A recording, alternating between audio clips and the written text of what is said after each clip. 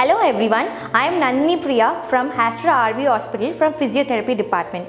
Today I am going to talk regarding pre-operative physical activity and exercise training and post-operative physical activity and exercise training for the cardiac surgeries. First, let me tell you what is the importance of the pre-operative and the post-operative exercise session for the cardiac surgery.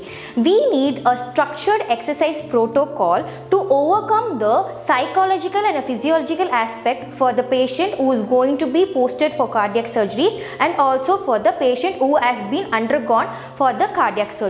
Why they get psychological and the physiological aspect means psychologically they might go for depression or fear. Why that depression? They will be worried about their health status that they are going to end up in the surgery, and fear just for the hospitalization and how long that it will take for the hospital stay, so there will be fear and anxiety. Before going into the surgery, they will be worried about the surgery, how it going to perform. So to overcome all these things, we influence them, giving them a proper consultation about the physical activity, and this physical activity helps them to recover their depression, anxiety and fear as well.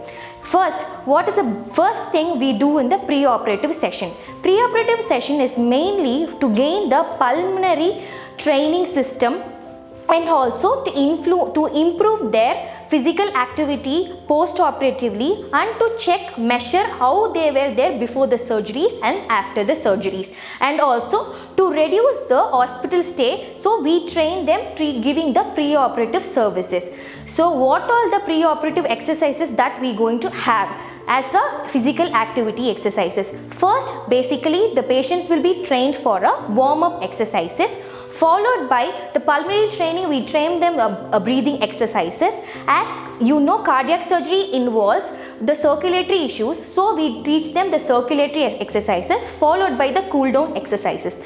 So first we will go with the warm up exercises. The warm up exercises will be basic exercises which will not be strengthening exercises. Just first it will be concentrated on the head up and down, head side, neck turning to the right and the left, and slow rotation of the neck, followed by the shoulder, either patient in a sitting relaxed position or either patient in a standing position, lifting their both the hands up and down, and as well as lifting their both the hands to the 90 degree and opening the hands wide open and also closing.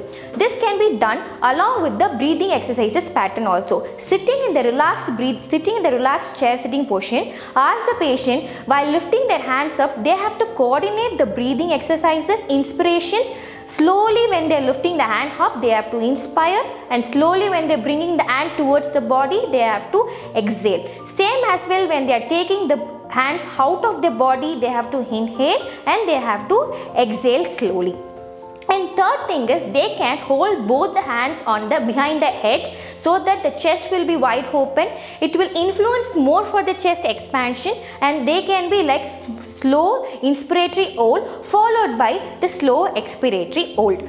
We'll start with the breathing exercise technique. First is going to be the deep breathing exercises. Patient now have to inhale slowly through the nose and exhale through the nose. This has to be very deep, that the breathing oxygen should be inspired until the abdomen. Breathe in and breathe out. Yes. Second is going to be a diaphragmatic breathing exercises. Placement of hand on chest, one hand, and second is on the abdomen. Make sure that first when you are inspiring, the stomach has to blot out first. When you are breathing in, stomach has to blot out and exhale through the mouth. Breathe in and breathe out. Yes. Third is going to be the pursed lip breathing. Slowly inhale through the nose, and with the closed lip, with a small opening, they have to exhale. Yes. Breathe in slowly through the nose and exhale through the mouth. Fourth is going to be little tough, and it can be depend on the individual capacity. Fourth is going to be the sustained inspiration hold, that is also called as sustained maximal inspiration. Now they have to slowly inhale through the nose and hold it for at least few seconds and exhale through mouth or nose. and hold it few counts, 1, 2, 3, 4, 5, and exhale through the mouth. How much ever second you are able to hold, you can hold it. It's not under compulsion. And fifth is going to be, we are going to monitor under the device system like incentive spirometer. We will have one small incentive spirometer where they will have 3 balls. The patient has to keep that on their mouth and they have to slowly inhale like how they suck the juice, and the ball will slowly goes up according to the patient capacity. Now we start with the self-free exercises. First we do neck and head movement. Now neck up and down slowly, 1 and slowly 2, and neck side rotation, 1 and 2, and neck side bending, 1 and 2. Slowly, how much ever possible, goes for neck rotation. Clockwise 1 and anti-clockwise 2.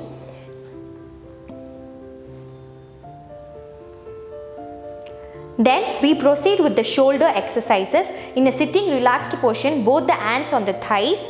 From the thigh position, patient has to lift up to 90 degrees of the shoulder flexion and down. 1 and 2.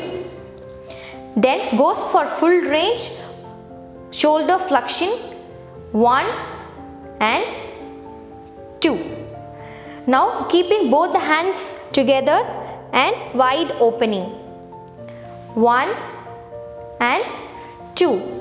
All these exercises can be coordinated along with the breathing exercises. When they move away from the body, they have to breathe in. When they bring both the hands together towards the body, they have to breathe out according to their extent, according to their level.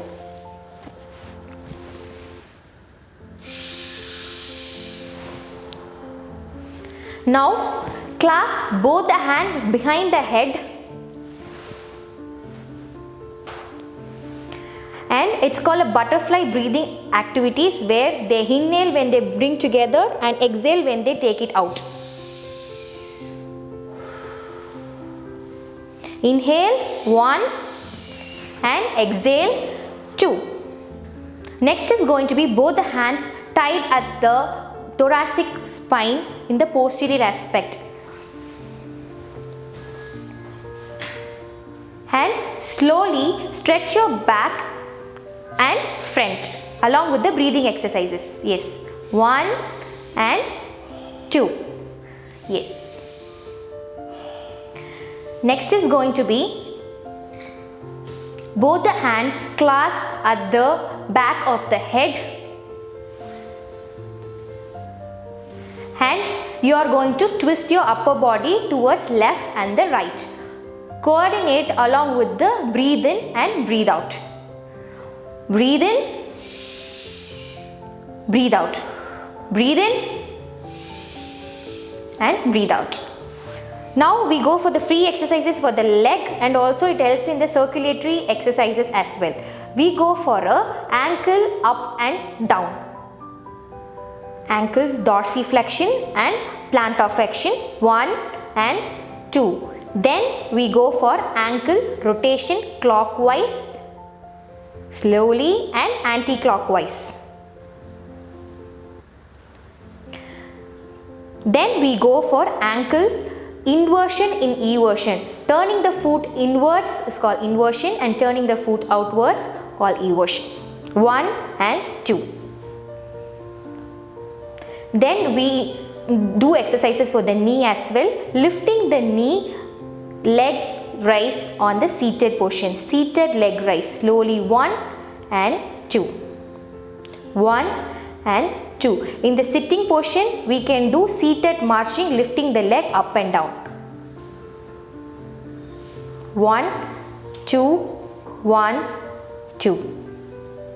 These are the movement with the breathing exercise techniques that we follow for the pre-operative sessions. First, initially the warm-up, that is for the general joint up and down. Then we go for the shoulder exercises, that lifting up and down and sideways.